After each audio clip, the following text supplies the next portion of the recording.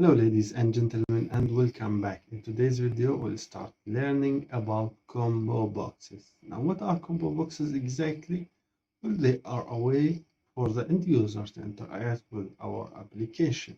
They provide a predefined set of information, so it's basically a list that is predefined by the programmer for the user to use or to choose an option from this list. Combo boxes have two modes.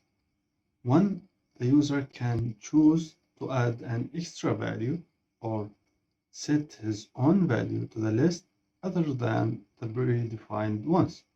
Now, the other mode is the read-only mode, is where the user cannot add his own choice, but have to or has to select his or one of the predefined ones. So, without further ado, let's get started by working with combo boxes. Now, first of all, let me delete all this here and start fresh. And the first thing we need to import is, of course, Tkinter as tk. The other thing is, this is a new thing that I want to show you is from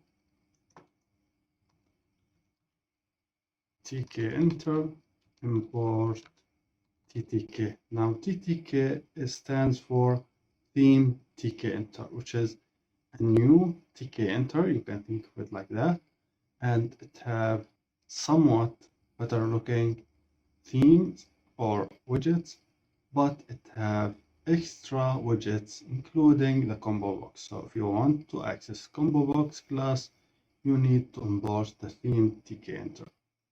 Now let's keep going. First we need to create our window, and our window will be tk.tk. Give it some awesome title. So window.title will be combo box.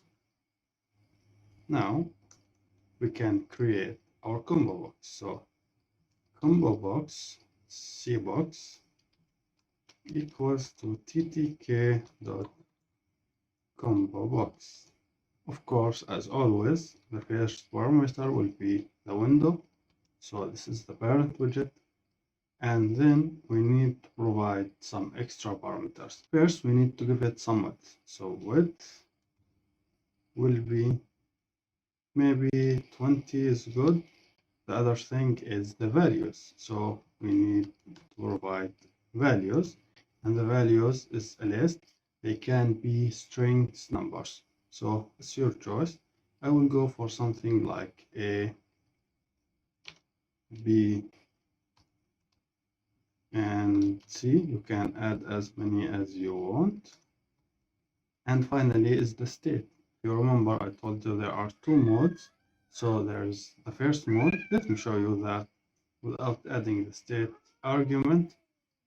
Now let's see box back. And finally, window dot main loop. Let me run this and see the output. Now here's our output, here's our combo box, and here is the values. Now if you can see, I can delete this value and add my own. So this is the first mode where the user can add his own value. The other one, which is the read-only mode, so state equals to read only.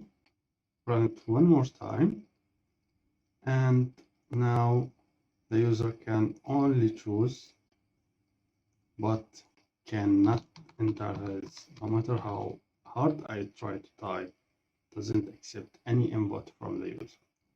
Now how do we get the values from a combo box? For that we need a text variable. So let's go ahead and name it tree and define it tk ttk dot string var, and not tk dot string var, and here we say text variable equals to v. Now let's define a button, and the button will be, we can use ttk but only tk, so let's use ttk button, and this will be added to the window, and text will be get me combo value, and finally a command, and the command will be get value, and we will define this command right now. So define get value, and it will be print, so we'll print to the console v dot get. All right, let's run it and see what output we get.